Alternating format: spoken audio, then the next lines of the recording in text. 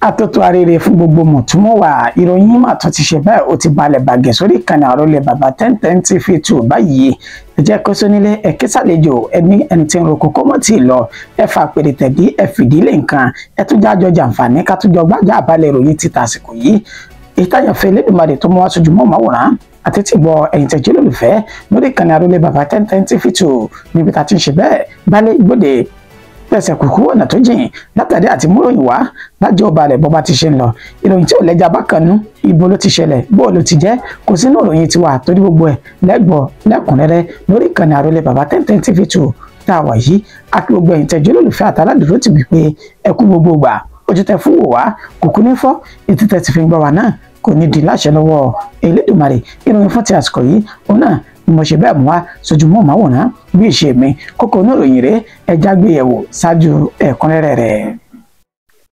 Gbogbo ọ̀rọ̀ yín tẹ̀ ń sọ kò já mi lára rárá iṣẹ́ ìlú tí mo gbà ni mo gbájúmọ́ Akpabio ló fún sẹ́nitọ́ Abo lésì ọ̀rọ̀ lórí àfikàn àti ẹ̀sùn tó fi kàn án. Ọ̀kan pàtàkì lára àwọn òṣìṣẹ́ pẹ̀lú ààrẹ Bọ́lá Ahmed Tinubu ti kọ̀wé fipò rẹ̀ sílẹ̀ láì sọ ìdí kan pàtó tó mú gbé ìgbésẹ̀ ọ̀hún. Ọ̀rọ̀ ti di ìpínlẹ̀ Rivers báyìí alákòóso nínú ìṣèjọba ìpínlẹ̀ Rivers ti kéde àbá ètò ìṣúná tuntun fún ọdún 2025 ó sì ti fọwọ́ ó sì dá tilẹ̀ tẹ́lẹ̀ nù.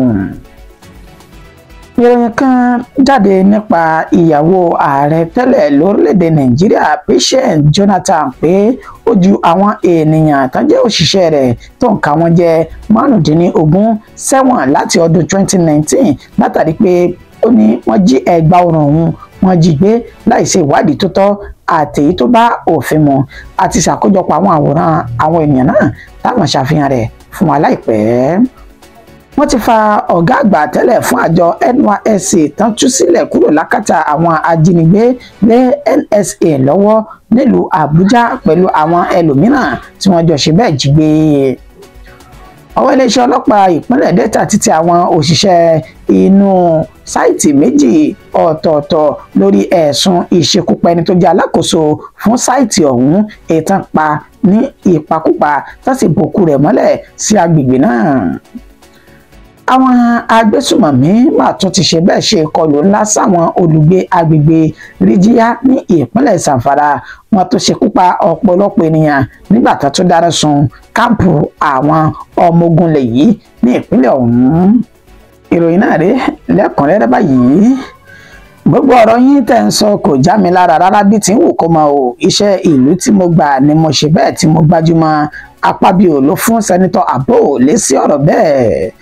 Gẹ́gẹ́ bá ti ṣe mú ìròyìn náà wá ṣáájú àsìkò yìí nípa ẹni tó jẹ́ sẹ́nitọ̀ tẹ́lẹ̀ tó ṣojú àríwá ìpínlẹ̀ Adamawa Elisha Abo èyí tó fi ẹ̀sùn kan Godwin Akpabio tó jẹ́ senate president lórílẹ̀‐èdè Nàìjíríà lẹ́ni tó fi ẹ̀sùn kan wípé ó wà lára àwọn ènìyàn tí wọ́n ṣe bẹ́ẹ̀ gbé ìgbésẹ̀ tó sì ṣe alátakò lórí bí wọ́n ṣe yọ òun ní sẹ́nitọ̀ lásìkò tó wà ní ilé ìgbìmọ̀ asòfin àgbà tí ń ṣe Àbújá lórí mọ̀ọ́máwòrán Arise TV òní Abo ló ti ṣe ọ̀pọ̀lọpọ̀ àlàyé nígbà tó tún ṣàlàyé ìgbésẹ̀ tó gbé nípa bá ṣe fọwọ́ sí júwèlé fún Natasha fún odidi oṣù 6 gbáko àti múròyìn náà wá lánàá òde yìí ní í ṣe ni Abo ló fi ẹ̀sùn kan Akpabio wípé ó ti pè òun mímú kẹlẹ́tẹ́lẹ̀ pé wọ́n fẹ́ ṣe bẹ́ẹ̀ fọwọ́ sí júwèlé fún àwọn sẹ́nitọ́ọ̀sì 5 ọ̀tọ̀ọ̀tọ̀ nílò èyí tó ń gan mọ̀ pé ara òun ó ní iṣó tí ń rùn ó fi ẹ̀sùn náà kan Akpabio lórí mọ̀ọ́máwòrán Arise TV lánàá òde yìí àmọ́sá níṣẹ́lẹ̀ tó jẹ́ agbẹnusọ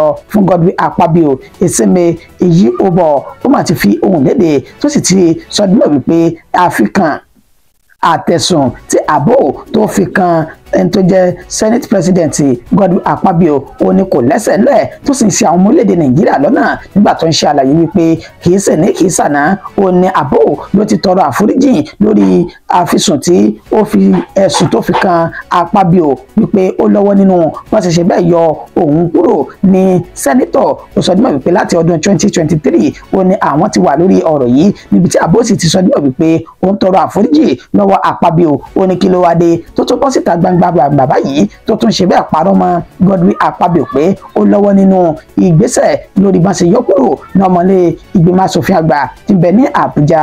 Ó ní ọ̀rọ̀ rẹ̀ kò jọ òun lójú, bẹ́ẹ̀ ni kò jẹ́ òun lára rárá bí tí òun kò mọ̀. Ó ní tó kàn òun jù, ó ní bóun yóò ṣe gbajúmọ̀ iṣẹ́ tó ń gbà gẹ́gẹ́ bí òun ṣe ń sin orílẹ̀-èdè Nàìjíríà. Ó tún tẹ̀síwájú pé gbogbo ọ̀rọ̀ tí Àbò tó ń sọ yìí níṣe ló kàn fẹ́ máa fa ọwọ́ aago iṣẹ́ tó ń ṣe sẹ́yìn. Ó ní fún ìdí èyí òun kò ráàyè, bẹ́ẹ̀ lòun kò tiẹ̀ gbọ́ gbogbo ohun tó ń sọ yìí bí tí wù kó mọ̀. Godwin Akpabio ó ní ẹnu ti ń kùn láti bí ọjọ́ mélòó kan sẹ́yìn báyìí níbi tí sẹ́nítọ̀ tó ń ṣojú àárín gbùngbùn lórílẹ̀-èdè ní ìpínlẹ̀ Kogi èyún Natasha Akpoti-Odoaga ní tó ti fẹ̀sùn kàn wípé ó fẹ́ ṣe bẹ́ẹ̀ jídòdò oúnjẹ kò pẹ́ kò jìnnà. Ó ní Elisa Abo lónà tó ṣe bẹ́ẹ̀ wọ́ọ̀rọ̀ míì jáde nígbà tí ọ̀gọ̀rọ̀ ọ̀rọ̀ tó ti ń lọ lábẹ́nú nípa ìṣèjọba Godwin Akpabio lẹ́yìn tí Abo tó ṣe náà rẹ̀ pé ó ń ṣe ìjọba rẹ̀ gẹ́gẹ́ bó ṣe jẹ́ Senate President ní tó bá wù ú àti ìgbésẹ̀ tó bá fẹ́ lọ́kàn àyà rẹ̀ ó nìkan ló fẹ́ kó máa ṣe bẹ́ẹ̀ kó máa wá sí ìmúṣẹ.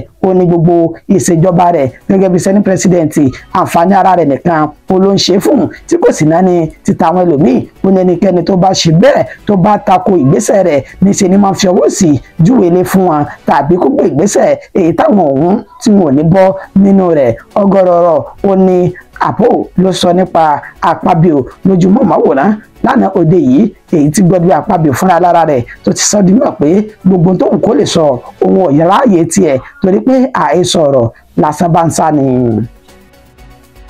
Ọ̀kan pàtàkì lára àwọn òṣìṣẹ́ pẹ̀lú ààrẹ Bọ́lá Ahmed Tinubu ló ti kọ̀wé fipò rẹ̀ sílẹ̀ láì sọ ìdí kan pàtó báyìí o. Ẹni tó jẹ́ olùdámọ̀ràn pàtàkì fún ààrẹ Bọ́lá Ahmed Tinubu lórí ọ̀rọ̀ òṣèlú èyún Hakeem Baba Ahmed òun ló mà ti ṣe bẹ́ẹ̀ kọ ìwé fi ipò rẹ̀ sílẹ̀ báyìí gẹ́gẹ́ bí ìròyìn náà bí ó ṣe ti ń tẹ̀ wá lọ́wọ́ láti ọ̀dọ̀ àwọn òṣìṣẹ́ ní iléeṣẹ́ ààrẹ Bọ́lá Ahmed Tinubu. Ètò fi ìròyìn náà tí wọ́n fi léde bó tilẹ̀ jẹ́ pé wọn kò tí ì bọ́ síta gbangba báyìí kí wọ́n sọ ìdí pàtó àbí ìtòsẹlẹ̀ tó ṣokùnfà bí ẹni tó jẹ́ olùdámọ̀ràn pàtàkì fàrẹ lórí ètò òṣèlú Hakeem yìí bó ṣe ṣe bẹ́ẹ̀ fi ipò rẹ̀ sílẹ̀ tó sì ní òun kò ṣe mọ́. Ṣùgbọ́n o níṣe ni àwọn ènìyàn kan ni wọ́n sọ dùn wípé ó ṣeé ṣe kó jẹ́ èdè àìyedè tí ń wáyé láàrin òun pẹ̀lú ẹni tó jẹ́ mínísítà kékeré fọ́rọ̀ ètò ààbò orílẹ̀-èdè Nàìjíríà èyàn Bello Muhammad Matawalle gẹ́gẹ́ bá ṣe ṣe ní àlàyé pé láti nǹkan bíi oṣù kẹrin ọdún 2024 ó ní àwọn ènìyàn náà ti wà lẹ́nu gbólóhùn asọ̀ láàrin ara wọn. Ǹjẹ́ kí ni ó bí wàhálà àti ìtàkùrọ̀sọ tí ń bẹ láàrin àwọn méjèèjì? Ó náà ní bí wọ́n ṣe sọ dímọ̀ ní ọdún ọ̀hún wípé níṣe ni Hakeem Baba Ahmed ló fi èsì padà fún Matawalle lẹ́ni tí ó sọ dímọ̀ wípé àwọn tí wọ́n jẹ́ olùdìbò ní ilẹ̀ àríwá ní pàtàkì jùlọ ẹgbẹ́ Northern Elders Forum ó ní wọn ò jámọ́ kankan nínú bí ààrẹ Bọ́lá Ahmed Tinubu bó ṣe ṣe bẹ́ẹ̀ jáwé olúborí nínú ètò ìdìbò rẹ̀ èyí tó sì mú kí Hakeem Baba Ahmed kó fèsì padà fún Matawalle pé kó ọ̀rọ̀ rẹ̀ jẹ má sọ bẹ́ẹ̀ mọ́. Níṣe ni wọ́n ṣe gudugudu méje tó ń ti yàyà mẹ́fà nínú ètò ìdìbò ààrẹ Bọ́lá Ahmed Tinubu bó ṣe ṣe bẹ́ẹ̀ bó ṣe jáwé olúborí nígbà tí Matawalle tó máa padà fèsì fún Baba Ahmed ó mà sọdúnmọ̀ lẹ́ni tó sọdúnmọ̀ pé kí ni tó ń bá káàkiri ibiṣẹ́ tó gbà ó ní láti máa dáàbò bo ojúṣe ìṣèjọba tó ń bẹ lóde yìí lábẹ́ àṣà àti olùdarí ààrẹ Bọ́lá Ahmed Tinubu. Ó ní kó gbé tí ọgbọ́n yìí kó fi máa gbọ́rọ̀ tí Northern Elders Forum kó sì gbájúmọ́ iṣẹ́ tó gbà gẹ́gẹ́ bí èyí tó ń ṣe lábẹ́ ààrẹ Bọ́lá Ahmed Tinubu. Ọ̀rọ̀ òun ló ti wà ńlẹ̀ láti bí ọjọ́ tó ti pẹ́ nínú ìtàn ọmọ orílẹ̀-èdè Nàìjíríà ni ó ṣeé ṣe kó jẹ́ pé wàhálà àti làásìgbò tí ń bẹ láàrin àwọn ènìyàn méjèèjì olómú kí Hakeem Baba Ahmed tó jẹ́ agbẹnusọ tẹ́lẹ̀ fún ẹgbẹ́ Northern Elders Forum kó fi ipò rẹ̀ sílẹ̀ gẹ́gẹ́ bí òṣìṣẹ́ pẹ̀lú ààrẹ Bọ́lá Ahmed Tinubu. Ọ̀rọ̀ di ìpínlẹ̀ Rivers báyìí alákòóso nínú ìṣèjọba ìpínlẹ̀ Rivers ti kéde àbá ètò ìṣúná tuntun fún ọdún 2025 ó sì ti fọwọ́ sí dá tilẹ̀ tẹ́lẹ̀ nù.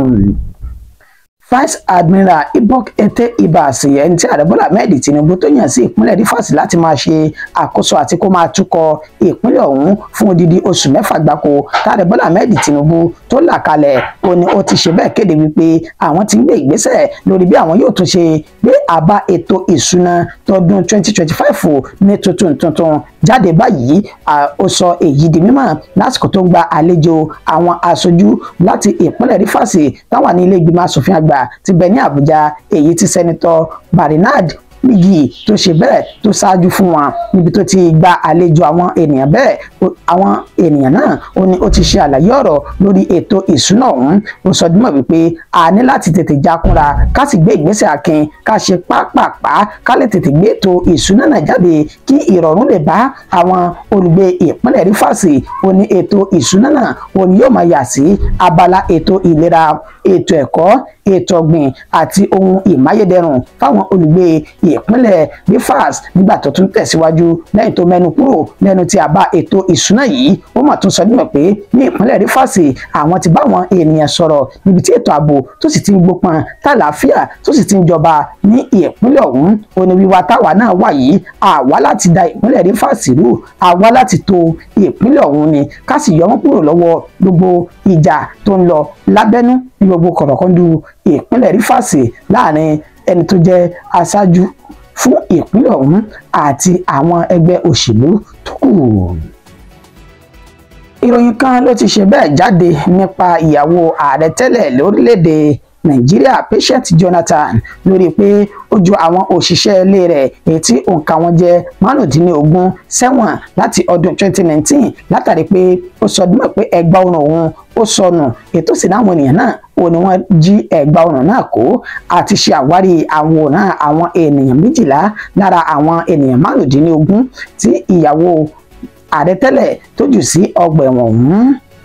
Gẹ́gẹ́ bí ìròyìn náà bó ṣe ti ṣáájú àkókò yìí nípa ẹni tí ó jẹ́ ìyàwó fún ààrẹ tẹ́lẹ̀ lórílẹ̀‐èdè Nàìjíríà Patient Jonathan bá ṣe sọ dímọ̀ wípé àwọn òṣìṣẹ́ ilé rẹ̀ tó ń ka wọn jẹ́ 15 ó ti jù sí ọgbà ẹ̀wọ̀n tí wọ́n pe orúkọ tẹ̀ ní Ọ̀káká ní ìpínlẹ̀ Bayelsa láti ọdún 2019. Ǹjẹ́ kí ni ẹ̀sùn tó fi kan àwọn ènìyàn náà? Ó ní pé ó láwọn ènìyàn náà wọ́n ṣe bẹ́ẹ̀ ja òun lólè níbi tí wọ́n ti jí ẹ̀gbà ọrùn òun kó. Láti ìgbà náà ló ti ní kí wọ́n fi wọ́n sínú ọgbà ẹ̀wọ̀n ní àtọdún 2019 ọ̀hún tí kò sì gbé ìgbésẹ̀, bẹ́ẹ̀ ni kò fi àyè sílẹ̀ láti gbé àwọn ènìyàn ọ̀hún lọ sí ilé ẹjọ́. Ó sì tì wọ́n mọ́ ọgbà ẹ̀wọ̀n náà láti ọdún ọ̀hún ètò ń súnmọ́ ọdún 6 sí àsìkò yìí. Ọ̀pọ̀lọpọ̀ àwọn ènìyàn tí ọ̀rọ̀ náà tí wọ́n mọ̀ nípa rẹ̀ ní pàtàkì jùlọ àwọn tọ́rọ̀ kàn tán bẹ ní ọgbà ẹ̀wọ̀n ọ̀hún, wọ́n kọ ìwé jáde níbi tí wọ́n ti sọ nímọ̀ wípé ìyà ńlá ó ní ìyàwó ààrẹ tẹ́lẹ̀ ọ̀hún ló fi ń jẹ àwọn lásìkò ọ̀hún. Ó ní níṣe ni ó pàṣẹ fún àwọn tí wọ́n jẹ́ ọ̀gá àgbà ní ọgbà ẹ̀wọ̀n táwọn wà pé ẹ lù wọ́n nílùkulù, ẹ lù wọ́n lálùdàtọ̀ lẹ́nu. Ó ní bẹ́ẹ̀ náà ṣe máa ń lu àwọn onígbà tí wọ́n tún lu àwọn títí dé àkókò kan níṣe ni wọ́n sọ dímọ̀ wípé ìyàwó Jonathan ọ̀hún ó sọ dímọ̀ pé wọn ò lu àwọn tó.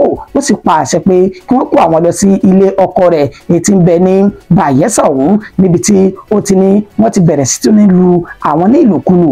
Ó ní nígbà míì báyìí a tún máa ra ọtí fún àwọn tí wọ́n bá gbéṣẹ́ fún láti lu àwọn kí wọ́n lè ní egun lára dáadáa láti lu àwọn ní ìlùkulù.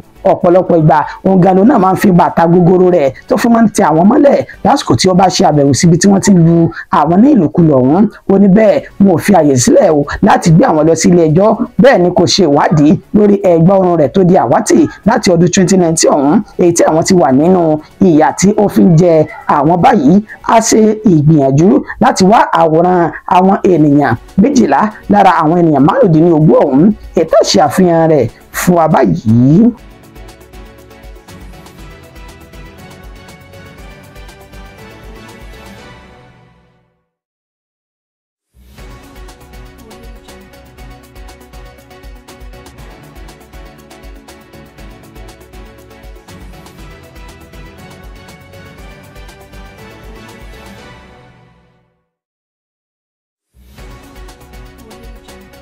Ẹ káàbọ̀ padà. Wọ́n ti fa ọ̀gá àgbà tẹ́lẹ̀ fún àjọ NYSC tán tú sílẹ̀ kúrò lákàtà àwọn ajínigbé lé NSA lọ́wọ́ l'Àbújá.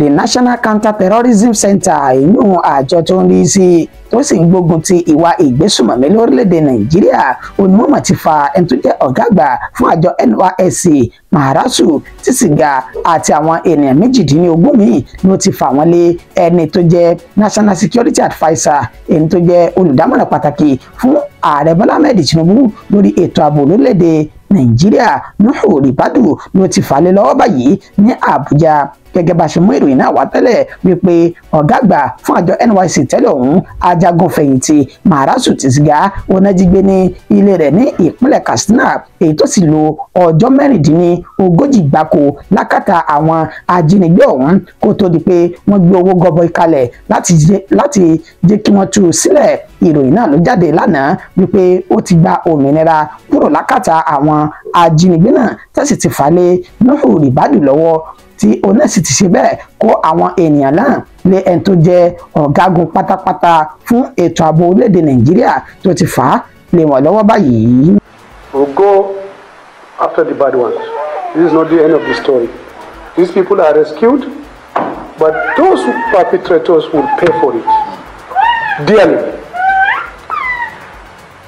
The work we are doing today is work in progress. We are not there yet, but significant achievements have been made. We celebrate those of them that are here today, and we want to assure Nigerians that we will not sleep until every Nigerian is free in this country. And as a warning to all those who don't mean us well, that will not allow them sleep well. So we thank Almighty God for giving us this opportunity to live again. Yes. We thank Almighty God for us to come together. Yes. You know, when they brought me out, I said, am I still a human being? Wallahi, you can't see any human being where we are. When you stay like this, you sit down, they give you food once in a week, and it is 200 hours. I am hypertensive. The only thing they can use is salt. And even if you are not a doctor, you know that those people who are hypertensive, if you continue to eat, now look at it, I cannot climb this step. It is all the salt and the beating and the rest of them that they gave us. Àwọn iléeṣẹ́ ọlọ́pàá ní ìpínlẹ̀ Delta ti tẹ àwọn òṣìṣẹ́ inú oko méjì kan lórí ẹ̀sùn ìṣekúpa ọ̀gá wọn ní ìpínlẹ̀ Delta. Àwọn afurasí ọ̀daràn méjì tí orúkọ wọn jẹ́ David Tako àti Daniel Oshio ó ní wọ́n ti fi páńpẹ́ òfin mú báyìí gẹ́gẹ́ bí Bright Edafe alukoro iléeṣẹ́ ọlọ́pàá ní ìpínlẹ̀ Delta bó ti ṣe àlàyé nínú fídíò táwọn ṣe àfihàn rẹ̀ fún wa lẹ́yìn ẹ̀kúnrẹ́rẹ́ ìròyìn yìí tá a bá mú wa. Ó sọ dímọ̀ wípé ẹni tó jẹ́ bí ẹ̀gbọ́n sí alákòóso fún odò ẹja kan etí ó porúkọ rẹ̀ ní Chigozie Udalo ó ní ó di àwátì ní ọjọ́ 10 oṣù kejìlá ọdún 2024 lẹ́yìn tí ẹni tó jẹ́ bí ẹ̀gbọ́n sí tó mú ọ̀rọ̀ náà tó àwọn agbófinró létí kó tó di wípé wọ́n bẹ̀rẹ̀ sí ní ṣe ìwádìí. Ẹni tí ó pè ní mánéjà ọ̀hún tó wà ní odò ẹja tó ń bẹ ní boat camp Akuruku Igbo ní ìpínlẹ̀ Delta nígbà tó ní ìtẹ̀síwájú ìwádìí ó ṣe èso rere nínú ọjọ́ 21 oṣù kẹta ọdún tí a wà nínú rẹ̀ yìí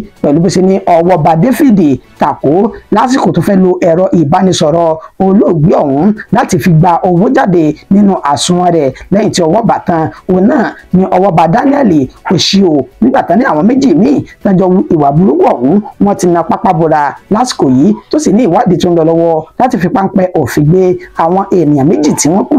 Ǹjẹ́ kí ni tó ṣẹlẹ̀ lórí wọn ṣe bẹ́ẹ̀ ṣekú pa ẹni tó jẹ́ alákòóso fún odò ẹja ńlá ọ̀hún ní ìpínlẹ̀ Delta? Ó ní àwọn afurasí méjèèjì náà ṣe ní àlàyé pé àwọn kẹfìn powó ńlá kan níbẹ̀ nínú àsùnwọ̀n olóògbé ètò jẹ́ ti Money Point nílé tí wọ́n sì ní owó ọ̀hún ló wọ àwọn lójú táwọn mẹ́rẹ̀ẹ̀rin fi pàdé àpòpọ̀ láti ṣe ikú pa ẹni náà. Òṣìṣẹ́ náà jẹ́ fún alákòóso odò ẹja ọ̀hún ó ní nígbà tí ojú sì pòfìrí ó náà mú ámà ńlá kan tí wọ́n gbá mọ́ ní agbárí tí wọ́n sì ṣe bẹ́ẹ̀ ṣekú pa lẹ́yìn tán pa tán náà tún sin sínú kòtò gìrìwò tó ń bẹ ní ibi odò ẹja ọ̀hún. Lẹ́yìn ọ̀pọ̀lọpọ̀ ìwádìí níṣe ni iléeṣẹ́ ọlọ́pàá ní ìpínlẹ̀ Delta wọ́n ti lọ síbi tí wọ́n sin òkú náà sí tó sì ti wú jáde báyìí nígbà tó ní àwọn méjèèjì wọ́n bẹ ní gbàgà àtìmọ́lé tó sì ṣe ìwádìí lórí bí wọ́n sì fi páńpẹ́ òfin gbá àwọn méjì tó kù láti na pápá bora. Ẹ tún káàbọ̀ padà.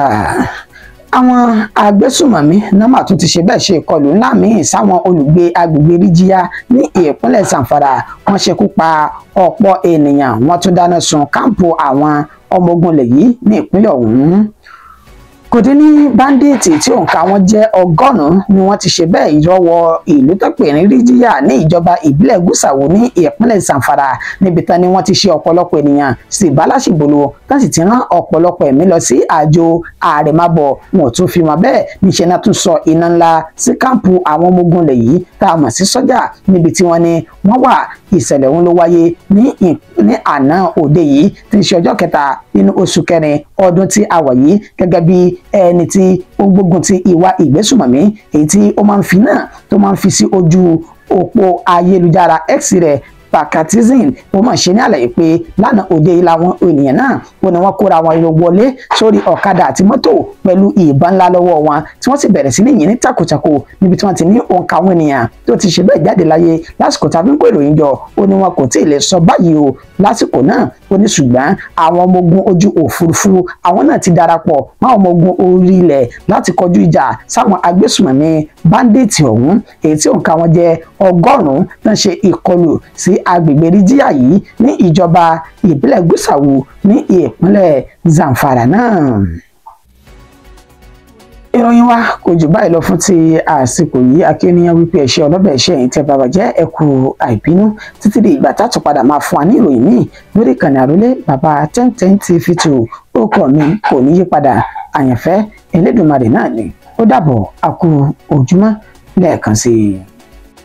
I am SP Dafe Bright and this is Delta State Police Command. We are presently at board camp in Akukungo community, Oshimiri North local government area, where a site engineer, a cousin to this man who was here, workers he employed, because they saw a particular amount of money on his phone, they conspired, they murdered him and buried him at a shallow grave just by the site. Not just did they do that, after doing that, they still remained here.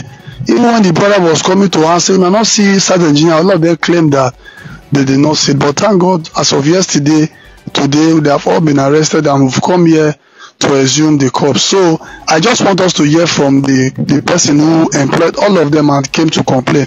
My guy, just tell us your name. Yeah, my name is Aisen Nnabe. Okay, Aisen, just briefly tell us, in 2 minutes, just tell us everything what happened. Yeah. On that fateful day, I visited the site. I told my site manager, though he has a little agreement with someone, I told him that... okay, you know what we'll go do, because there's a way my video is, it's not more than 5 minutes, okay? Briefly, just, the person who will die is who to you? Your site, is your site engineer? He's my site manager. Is he related to you by blood? Yes, he's my cousin, brother. Is your cousin? He has been living with you? Yes, he has been living with me. Okay, okay. So, which particular day you notice he went missing? That was on the 12th. 12, okay. And you reported at Akugo? Yes, I reported it.